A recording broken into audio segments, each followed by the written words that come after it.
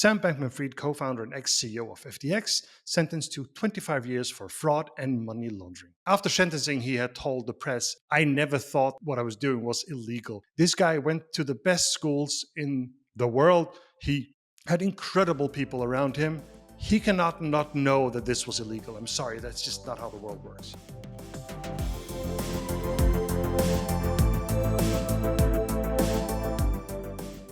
Hey everyone, this is Heini and here, and welcome to Founders Weekly, where we cover the news for startup founders and tell stories we can learn from. Today, we are dedicating the entire episode to founders and the things founders do. So all the news today have some sort of direct connection with a founder, from excessive usage of private jets, suing each other, or ending in prison. My co-host today is Theis Vino co-founder and friend. Welcome, Theis. Thank you so much, Heine. Great to see you. Just to sort of start with that, something I really do believe in is that founders build companies and founders destroy companies. That is just the way it is, and we're going to talk about that today. So let's go straight to the news.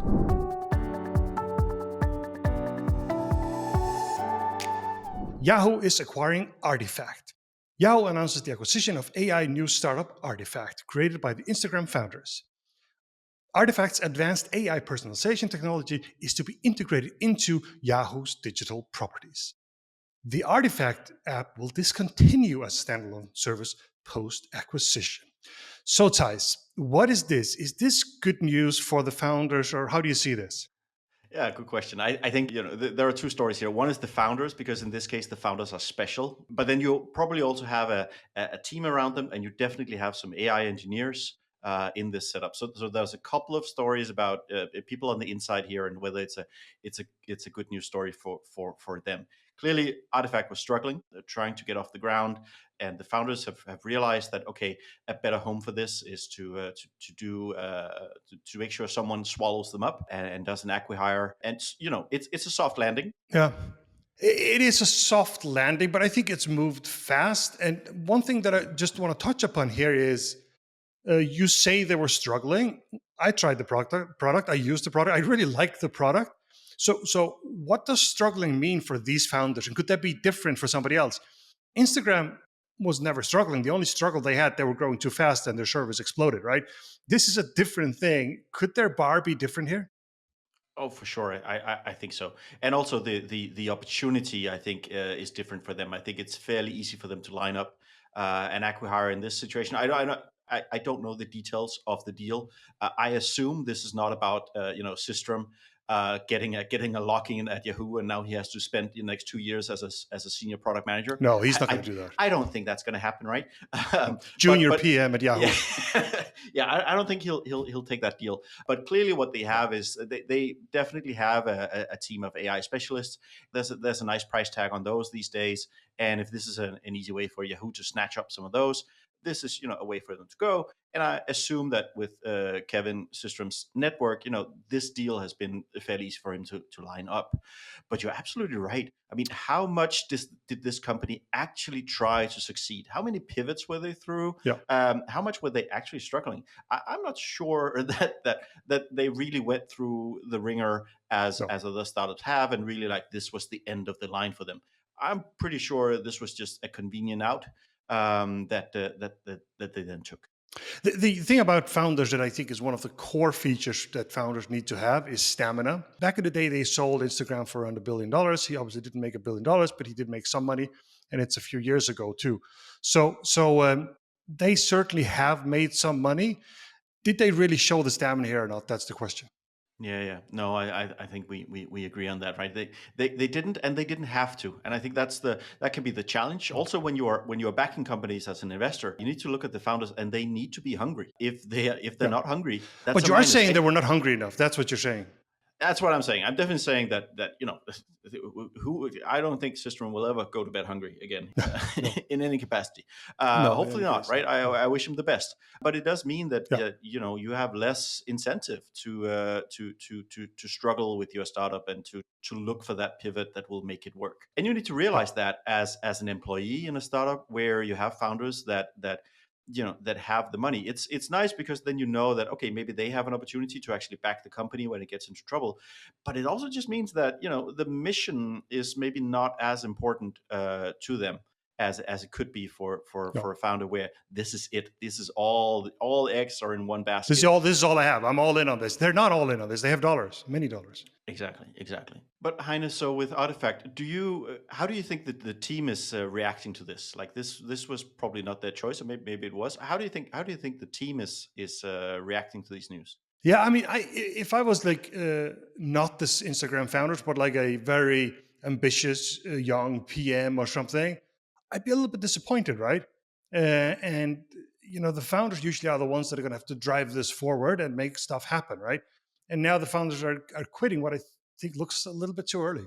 So I would be a little bit disappointed, and they might end up with that deal ties. They might end up with a 2-year lockup at Yahoo. Exactly, and I don't think Yahoo was on their wish list. Probably there's a lot of interesting No. places to go if you're an AI engineer, and I'm not sure that Yahoo is the place. Right? That's typically the place where mediocre Are you startups saying go to Yahoo is die. not the hottest place in? Yeah. No. No, not really these days. No, that's true. That's true. Okay, so I wanna stay on this subject, Theis, because there was another story that happened a few months ago, which relates to an industry that we know really well, and that's the company that's called Drizly. So Drizly was an alcohol delivery service similar to DoorDash, but for alcohol. And we want to look at that from a founder perspective because Uber shut them down. How do we see this? They sold the company a couple of years ago, and now they're shutting it down. For us, they were a competitor. I mean, first and foremost, how should the founders feel about this now? Yeah, I think again, I also don't know the details of this deal, but as I understand it, they were acquired by Uber pretty much at the peak of their valuation. They were acquired by Uber Yeah, kind 21 or of during something. 21, like during COVID, or just on the Yeah, other side, where I am sure that Drizly have had amazing numbers. So yeah, I hope and I trust that the founders, in terms of the acquisition, got a really good deal, and they should be happy about that. Obviously, it's never then on the other side nice to see the company, the brand, the product you've built just be unceremoniously shut down. That no, can't be a good feeling, but I'm sure they can look at their bank accounts and be a bit happier. So, yeah, so I think for the Drizly founders, I hope that this is a good story, but it does show that once once your company is acquired, you have absolutely no control of what's going to happen no, exactly. to the company, to the brand, to the consumer perception of what you've been building. Totally. And we have to have that in mind that they might have totally other interests. And what happens very often at these bigger companies is that, sure, Drizly was interesting, but I have this other project over here that's bigger impact for Uber. And by the way, I need these 10 engineers. And then slowly it dies. And then they say, okay, there's nothing left now. We just shut it down, right? But the other angle of this that we also talked about, Thais, is should we celebrate when a competitor dies? What do you think about that? And it depends on where you are in the journey, but what do you think? Yeah, absolutely. I think a lot of times there is no reason to celebrate, but I think it very much Yeah, depends on why did your competitor die. So we founded Vivino, and we were not the first wine app in the App Store by far. And quickly after we launched, there were hundreds of competitors, and soon after there were thousands, literally thousands of wine app competitors. And I yeah, had a period, running the product where every week there would be not just a new competitor, but a new serious competitor, someone that was backed with funding, someone that looked like they had a capable big team, launch and event. No product, big exactly, launch event. like real competitors, right? And I had that as a weekly thing, so that was stressful, Yeah, and we went through all these years, and obviously we came out on the other side, I would say, as the clear winner. We by far outperformed and outcompeted all these people, and that also means that during that time there were continuously stories that I would be looking at of like, oh, this competitor's folding, this competitor's folding. yeah, And I will say some of those you could look at and kind of celebrate them because they were confirming some kind of hypothesis that you had. Like, for example, we had lots of competitors that were really focused on the wine industry, like really focused on, yeah. let me help out wineries. Enthusiasts. Whereas, yes, yeah, but also like the industry, right? On the other side, yeah, gotcha. Understood. Yeah, I'm building this wine app mainly so that wineries can really get a reach into consumers. Whereas our focus, we came from the other end of the spectrum, where we said, how can we, as a starting point, how do we help consumers? And Yeah. seeing those companies fold, it was like, okay, that's a validation that at least I think we're operating in the bigger space, in the better space. We also had some competitors that folded because they had a different cost structure than we had. Like we had a lot of Yeah. competitors that was 100% based in expensive areas like San Francisco or other places, and they were clearly running an operation where they had a higher headcount cost than we did. Yeah. Per head count. Yeah. Totally. Yeah. And they ran out of Yeah. money despite the fact that they were funded. And so, those kind of things I could look at and say, okay, we're on the right track here. They were doing something that I consider was wrong. We're doing the right thing. So, I can wave the flag and say, yeah, that was a good thing. However, Yeah. there would be lots of times where you would look at a competitor and say, oh, wow, these people were, let's say they were struggling with the monetization. Well, okay, Yeah. is my monetization model different? Or for example, that they were struggling because the market was going down, right? This is something that is the case of Drizly, and has also been the case for Vivino, that after COVID we've had a hangover, Numbers went and down. clearly Yeah. Drizly has Totally. had a hangover as well, right? Yeah. So in that case, you look at a competitor and you say, okay, it was actually so bad that now their corporate owner has shut them down. Well, Yeah. those macro factors are the same for us, right? So that's a cause for concern, not a cause for celebration. It's about, is the, like, in the early days you should be really concerned, right? It means that or it could mean that there's just no market for your product, and they're just Mhm. dying before you because they have higher costs or less funding or whatever. At a later stage it's different, but in this case it is a sign that the market went down, and then I would say suddenly, but at least now Drizzly became too small for Uber, and they said, okay, we're just going to shut it down. We're going to go to the next story.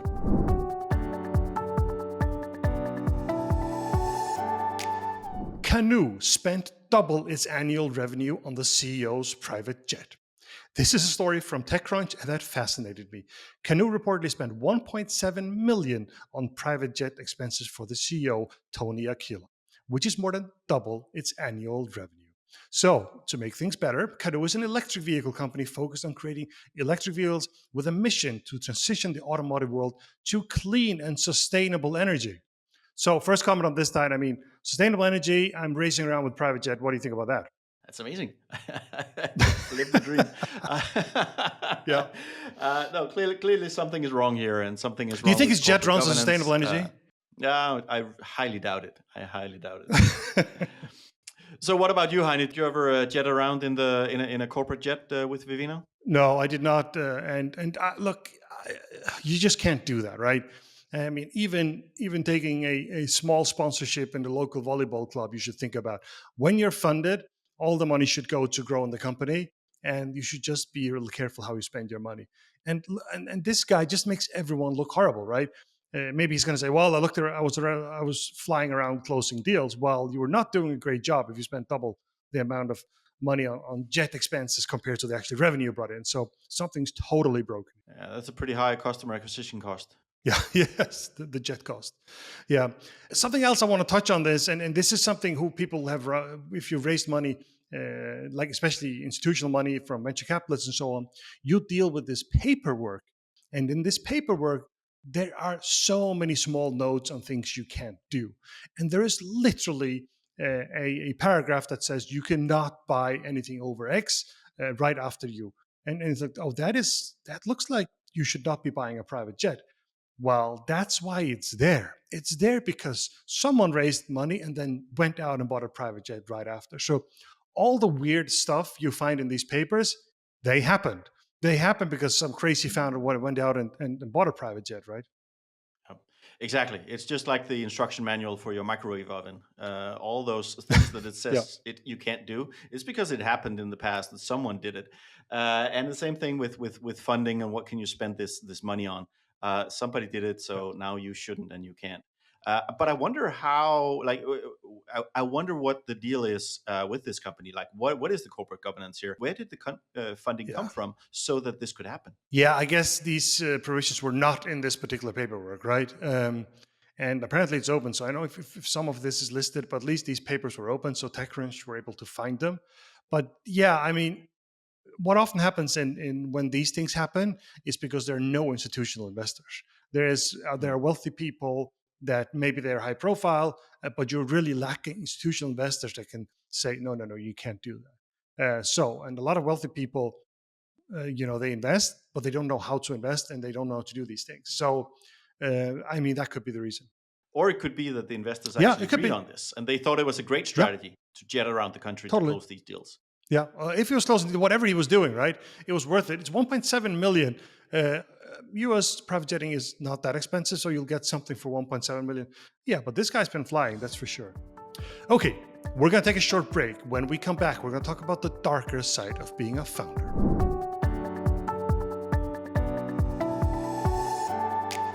We are back, and now we're going to talk about the more dark side of being a founder, some of the worst things that can happen. Let's dig into the news on that. FTX founder Sam Bankman-Fried gets 25 years in prison. Sam Bankman-Fried, co-founder and ex-CEO of FTX, sentenced to 25 years for fraud and money laundering.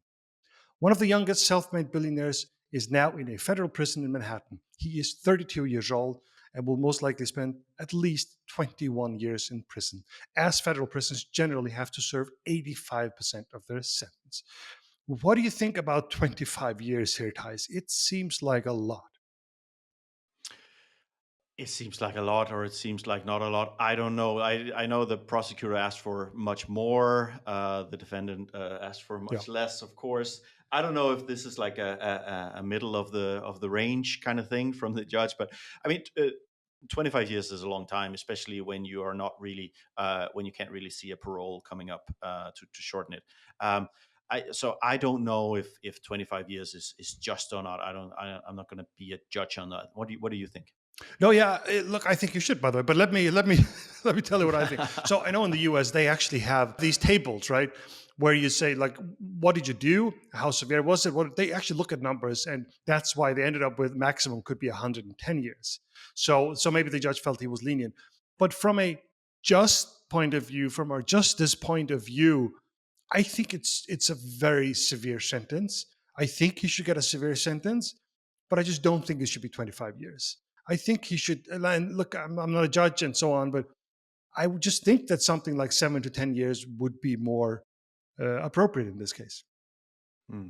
Yeah, I don't know, but I will say, from what I read about the case, one aspect of how much should he get also had to do with how much money was actually lost. Yeah. Because in this case, there's actually a good chance that a lot of the people that have lost money on this will actually end up not losing that money. They will actually be able to recoup it. Actually, I think I'm going to correct you there, Thijs, because I don't think it's about how much they actually lost. I think that's the point here is how much did he Exactly. jeopardize?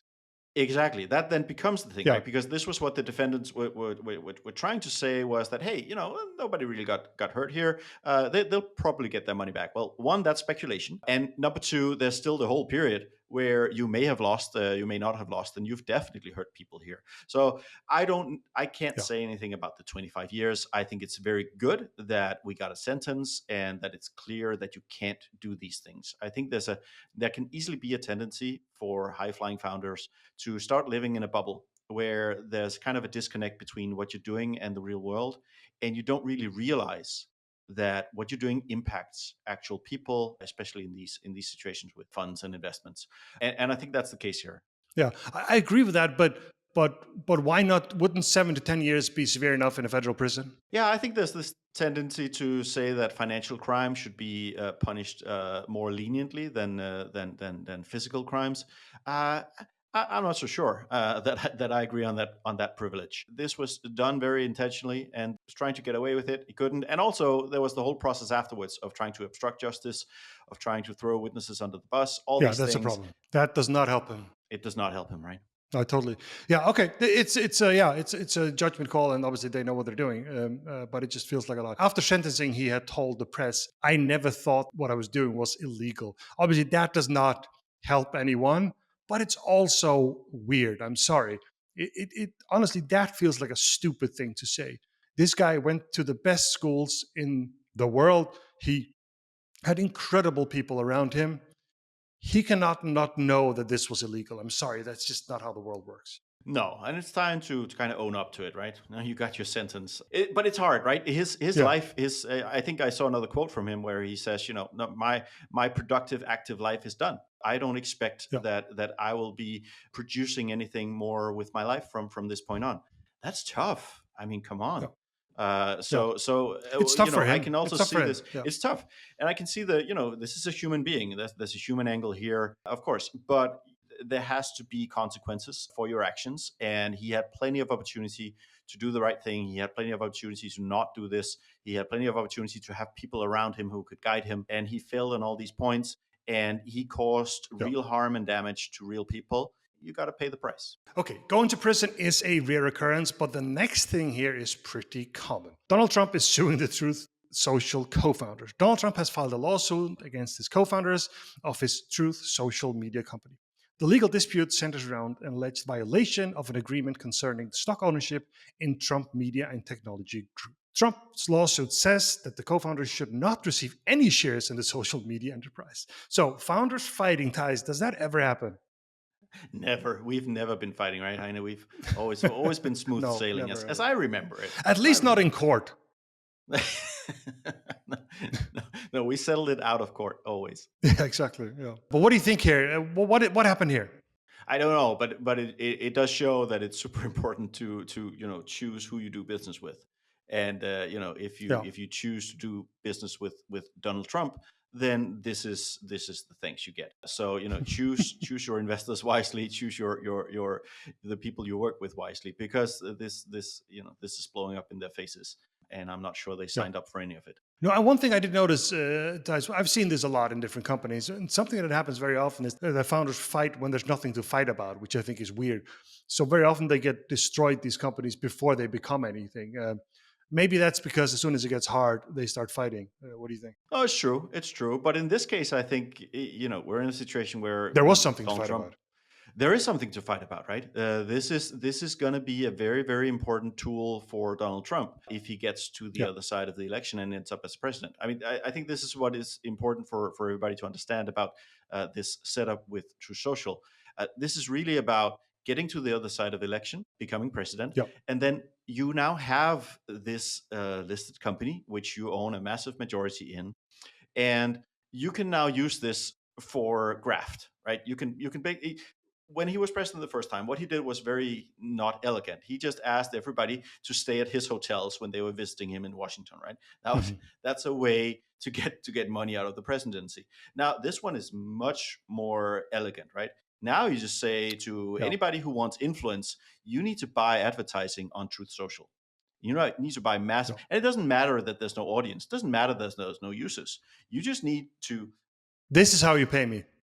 Yes, exactly. And what happens is two things. One, you have Truth Social that then get that advertising dollar. But as those numbers grow, you have a multiplication factor on the stock price, right? Which is what Totally. will be the net worth for Donald Trump. And it's also important to whatever he has now, it's not like he can sell it in one go and so on and so on. No, no, But no. at that point, you can start offloading It could be a real slowly. company at that point. It could be a real company, but it could also just be simply the shell that he uses to get money out of the people that want influence. This is much more elegant than 100%. a, what do they call them, super A SPAC conference at or some what? golf Yeah, course. yeah, yeah, yeah. And like how to raise money for those things. This is super elegant, and if he can make it survive until the other side of the election, and if he can win the election, I think this is going to be a very strong tool for him, and it's very Yeah. worrisome and dangerous, to be clear. That is it's scary, right? I want to go back to the founders. In this case, the founders that are being sued by him are ex-apprentice participants where he worked before, and they came up with the idea and pitched it to him, and now he's trying to take company away from them. That's it's a little bit scary. If I was going to put one word on why this is happening, I mean it would be greed, right?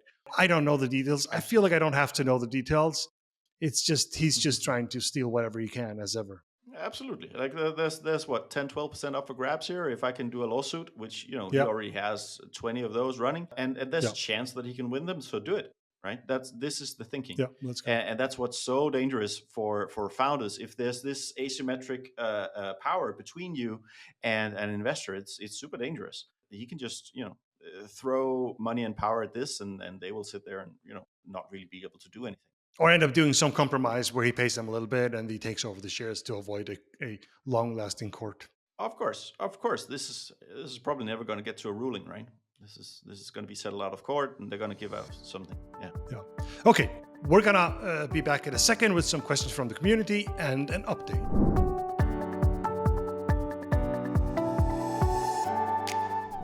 Okay, we are back. In this final section, we're going to give you an update on Reddit.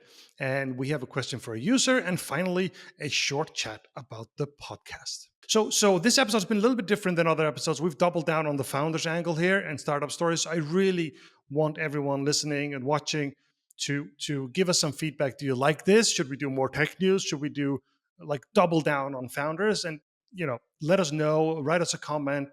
You can do 5 stars, you can do 4 too, whatever. But at least give us a comment so we have some feedback on what's happening, because we doubled down on the founder angle this time. I think it's been really quite interesting, I must say. Okay, we're going to talk about Reddit. So it's been a bit of a ride for them. Their IPO price was $34. They're currently at $47. Still up from the IPO, but it's been a bit of a roller coaster. Their high has been $75.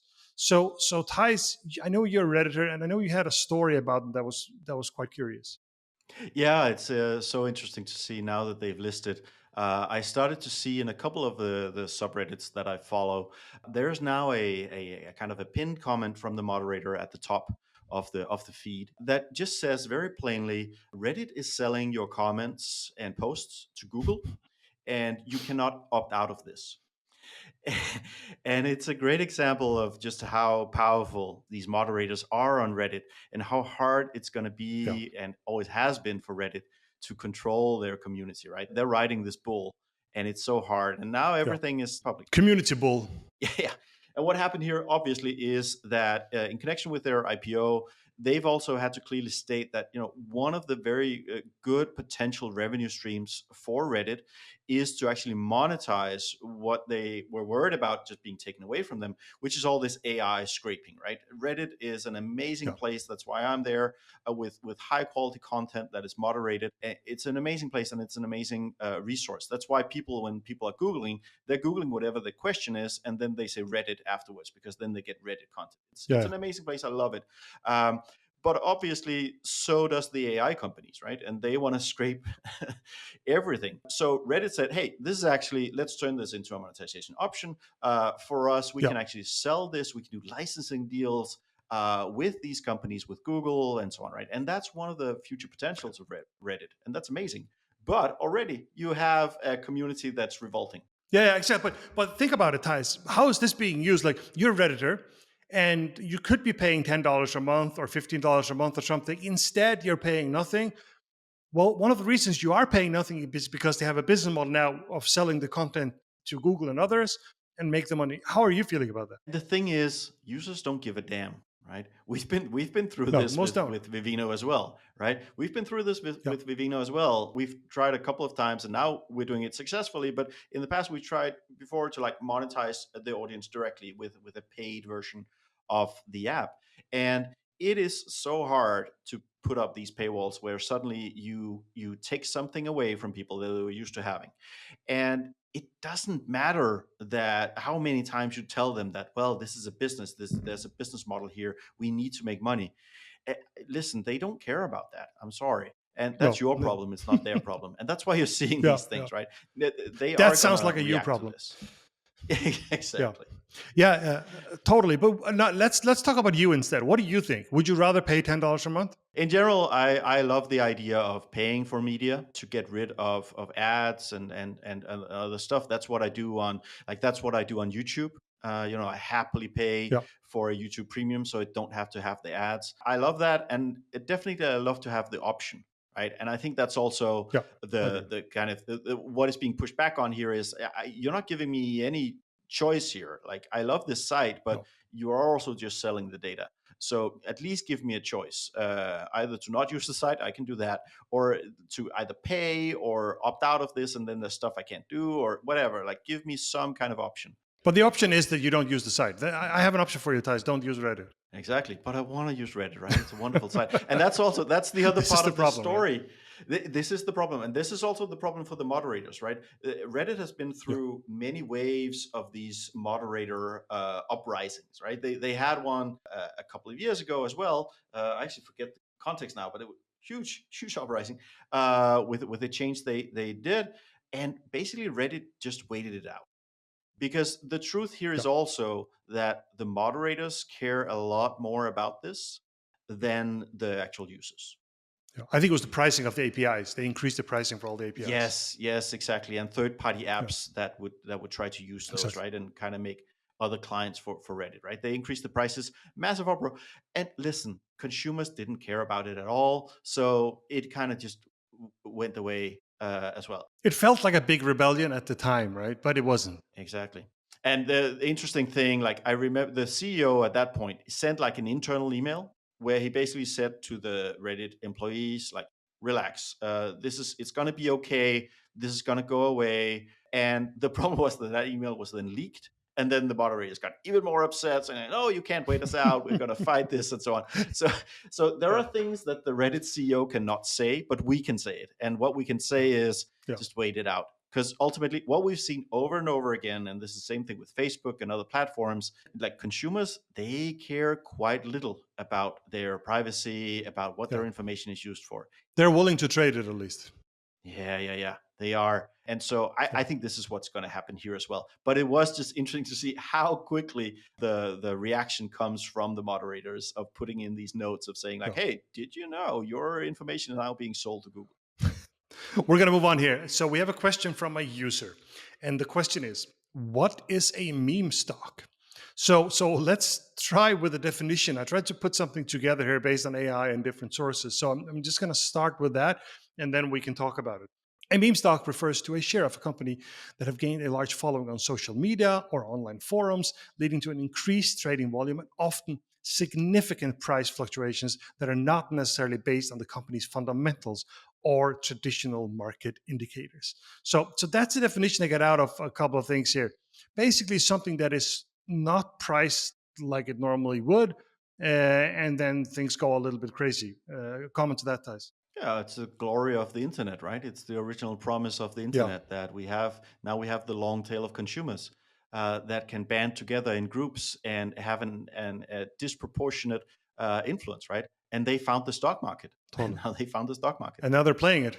Exactly, because they have sufficient volume to actually be able the depth of the public market for some specific stocks. Some are out of reach of this, but for a lot of stocks, the daily trading volumes are not that high. And if you do get 10,000 users, 100,000 users, a million users to be interested in this, you can actually disconnect the stock from the fundamentals of the company and just Yeah, start either buying, selling, just shorting write it. the stock and just ride it, right? And with this world we live in now, where there's so many influences that can go in and activate these things, you can then get other investors on board, ride it as long as it goes up. A lot of people will be interested in see how long it goes and try to get in, not at the top, and that's what happens, right? So yeah, Yeah. these meme stocks are they're a new phenomenon, but in the internet context, this has always been the promise of the internet, that we can organize as consumers. We can now organize. Yeah, and examples are GameStop, obviously, Truth Social, but the one company that's also being challenged, I would like you can't call it a meme stock. It's definitely a real company, but has been valued on all indicators like out of anything we're used to, and that's Tesla. They have some meme stock indicators. They're a real company. They sell a lot of cars, but they are overpriced. And usually that would be a hope of winning some market in the future. We'll get the upside later, but usually they land somewhere, and Tesla just hasn't landed yet. Yeah, but maybe they are landing now, right? There's definitely some magic that has gone away in the past year. I Yeah, wouldn't categorize Tesla as a meme stock, because I do believe that their multiples were insane and are still very high. But it was connected to, like you say, it was connected to this belief that you could grab a future market that is massively bigger than the current market. And now, the world is kind of tumbling down on that in the sense that now you have a lot of competitors that are getting really good at making EVs. You have a lot Yeah. of countries and other foreign markets that are doing it just as well as you are. At the same time, you have a founder who is unhinged and is losing a lot of credibility and a lot of brand value. There were very recent polls that showed that the kind of affinity for the brand had gone down from 70 to 30%. Yeah. For many good reasons, but yeah. Yes, yes, for many good reasons, but also driven by public perception of what Elon Musk is doing. So I Totally. wouldn't call Tesla a meme stock, but there's definitely been an impact of a very charismatic founder that has been able to really tell a story about this company that has made a lot of people very hopeful about the stock in the past, Yeah. and now the reverse is potentially happening. It's kicking it, yeah. So just to put that out, like price earning is the maybe one of the best known indicators of the value of a company. It means how much money does the company make, and then you multiply that, and then you get a value of the company. There used to be that the value was worth around 20 times P. Price earning was around 20 times, and you could go higher, but usually you would land around the 20 again. And some of these are obviously, if you don't make money, that becomes an infinite number. But always look at the price earning, and if that's way off and other multipliers, then it becomes a little weird. But Truth Social is definitely a meme stock. Let's put that out there. Okay, we're gonna move on here. The talk about the podcast a little bit here. So things are better this week. Last week it was pretty painful. It feels like the numbers had crashed like Reddit did at the same week. It was not good. Numbers are still small, but we are up on all metrics. So the last week's episode had 385 downloads. Pretty far from the 10K we're going for. But I guess we'll celebrate when we hit 1,000 instead. Downloads are up 7% last week, and followers are up 5%. I mean, we got to keep pushing, right? What do you think, Theis? Absolutely, keep pushing. This is a long game, right? You've been through this with Yeah, YouTube as well. It's a slow start, and you gotta keep the ball rolling. I think the key totally. is just to focus on the fundamentals. Make an Yeah, interesting podcast. Is this worth listening to or not? I think podcasts are very subscriber driven as well. So you got to make sure that people find this interesting and want to listen again next week, right? So for me, totally. it's really about the quality of the product. Make it a great. It's Theis. This is what we are, product, right? I mean, keep making a better product, and it's not perfect yet. There are 1,000 things we can improve, and we're going to keep doing that. And we think it's going to come if we do that. One thing that is interesting though is that I wasn't sure which channel was going to work. YouTube, I had a following already, so it's cheating a little bit, so that worked well. Spotify has been quite good, but Apple Podcasts has sort of let us down a little bit. Started out really well, and now it's just way down. So I think they give us a boost to begin with, and then they sort of not anymore. Yeah. We're probably out of the honeymoon period with all these things, and now the real Yes. grind will Yeah. start. The grind is on. Yeah, totally. Cool. Thank you very much, Theis. We have come to the end. Please make sure you follow and subscribe wherever you listen to podcasts, and please leave a review and rating. It really helps. For all of you on YouTube, make sure you check out Raw Startup. A lot of good videos about how to build a startup. This has been Founders Weekly. Now stop listening and go build something.